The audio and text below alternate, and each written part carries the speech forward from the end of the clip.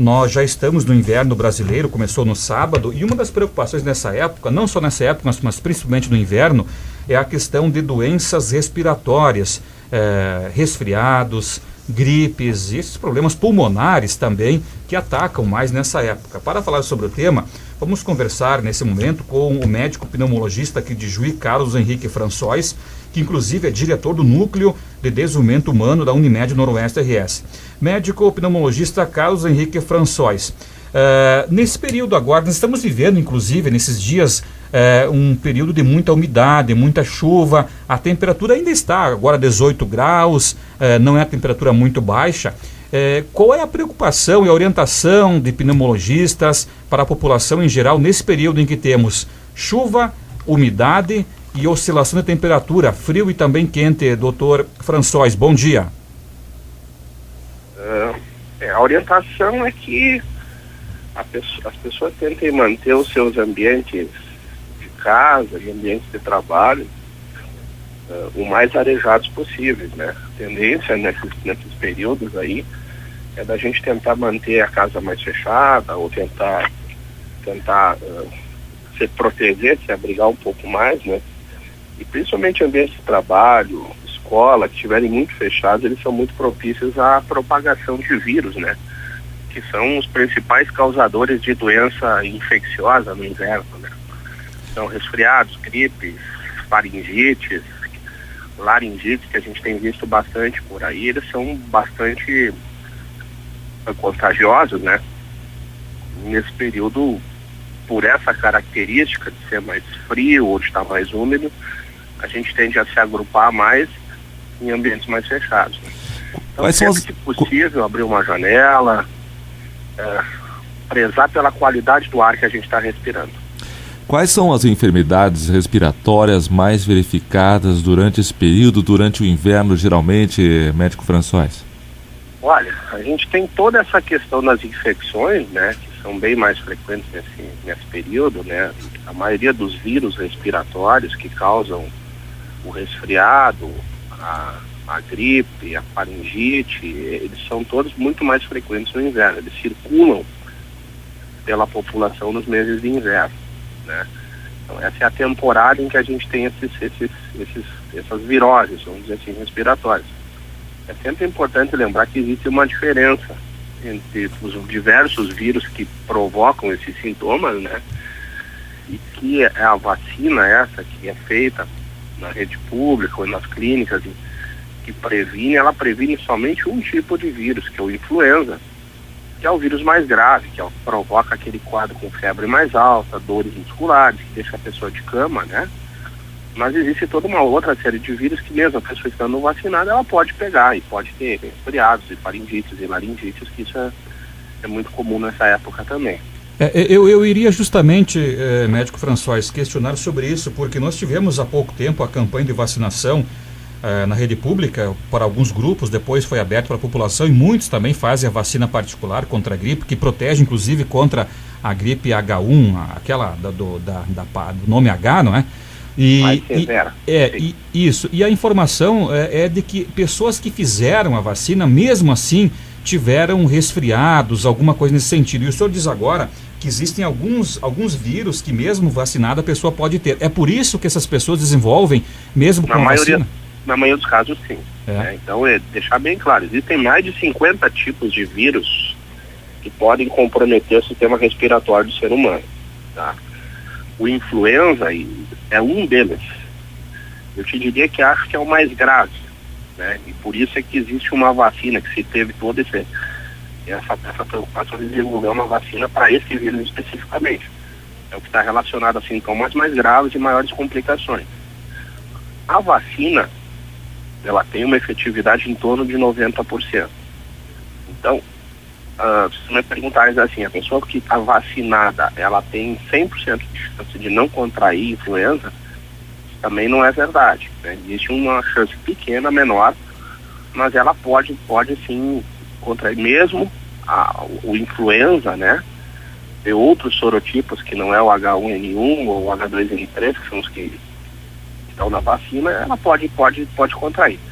Não é o que a gente observa no dia a dia, A maioria dos casos que a gente vê de virose, que estão tendo, inclusive em pessoas vacinadas, são muito provavelmente de outros vírus, porque os sintomas são menos intensos, a febre não vem tão alta, o tempo de evolução é mais curto, né?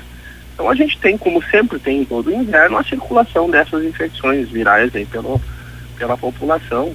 Em alguns anos elas estão mais presentes, em outros anos elas não vêm tanto, né? Uma questão que foge um pouco também da questão da prevenção, tem a ver com a distribuição do vírus, com como essas epidemias elas acontecem, né? Esse ano em especial a gente tem visto bastante quadro de faringite e laringite, com muita tosse seca, aquela tosse que se prolonga por um bom período de tempo, né? Que não é característico do influenza, né? Devem ser outros vírus. Tem aqui a interação também, médico François, de um ouvinte da Marinês Santos, de Santo Augusto. O ar-condicionado prejudica? Qual a orientação do veículo, por exemplo, também do ar-condicionado do veículo e de casa, no quarto? A indagação do ouvinte é da ouvinte Marinês Santos, de Santo Augusto. Olha, o que eu respondo sempre é que o ar-condicionado pode ser usado, deve ser usado, mas deve ser usado com bom senso, né? A gente não deve programar o ar-condicionado para ficar numa temperatura absurdamente diferente da temperatura ambiente. Você não pode botar 30 graus dentro do recinto e sair para fora, dentro do ambiente de trabalho, num quarto, e evitar 5 graus do lado de fora. Isso não faz bem para o organismo. Esse choque térmico, ele não é uma coisa que o nosso sistema imunológico receba muito bem, né? Então a gente pode usar, eu oriento a todos os meus pacientes que podem usar, mas que tenham uma certa, vamos dizer assim, um bom senso no uso desse aparelho, para que não fique muito diferente a temperatura, né? Regule para ficar um pouco mais agradável do ambiente que se está, mas não pode ficar assim absurdamente diferente do ambiente externo, né? Outra situação que a gente tem que tomar cuidado com o ar-condicionado é a manutenção dele, né? A gente sabe que os aparelhos eles têm um filtro, né? E esse filtro ele tem que ser limpo, ele tem que ser trocado regularmente limpo, e muitas vezes as pessoas não fazem isso.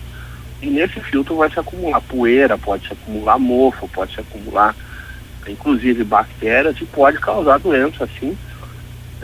Aí por inalação dessas partículas aí que ficam, depois de um certo tempo, excede a capacidade de filtração dessa membrana, e o ar-condicionado começa a propelir essas partículas para o ambiente.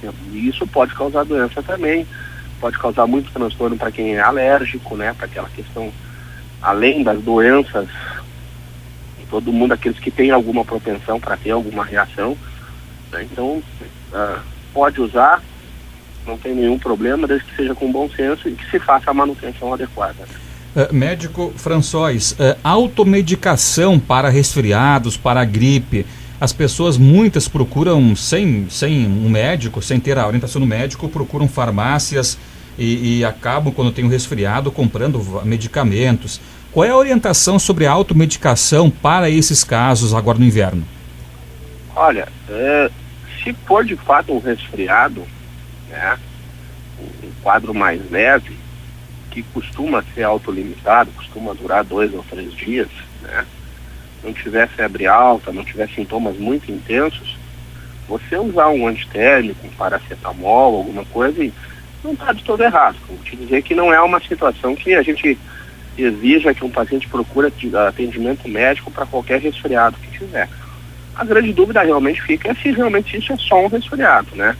E muitas vezes isso é o tempo que diz, né? Eu costumo dizer para os meus pacientes que qualquer sintoma que se mantenha por mais de uma semana, ou que venha com muita intensidade, muita tosse, muita secreção, muita febre ou falta de ar, eles já justificam a procura de um serviço de saúde, né?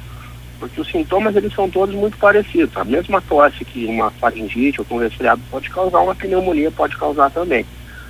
Então, de novo, ter aquele bom senso de perceber ou que os sintomas não estão melhorando, né? Uma gripe, um resfriado, ela tem que se resolver num prazo de 7 dias ou menos, né? Ou que eles estão piorando ou estão chegando a um ponto de que precisa realmente de um atendimento especializado e fazer um exame físico, eventualmente uma radiografia, para descartar que sejam outras doenças, não só um resfriado, e que tenha que por exemplo, usar antibiótico ou fazer alguma medicação específica, né? Principalmente pacientes que já têm problemas por exemplo, de pulmão, e aí tem que ter muito cuidado, né? A gente tem, assim, três grupos de pacientes que a gente tem que ter uma atenção mais especial. Aqueles com problemas de saúde crônicos, né? Não só respiratórios, diabéticos, pacientes com problemas cardíacos, pacientes com problemas renais, de fígado, etc., né? Aqueles pacientes mais idosos, né? A gente, inclusive, é uma prioridade no sistema público de saúde, e tem um motivo para isso. E as crianças, né? Os que são os que sofrem mais, né? Com essas doenças e sofrem mais nessas questões de inverno. Tá ok, médico pneumologista Carlos Henrique François, muito obrigado, esses esclarecimentos, sempre à disposição também aqui na Rádio Progresso. Muito obrigado pela oportunidade e um bom dia para vocês.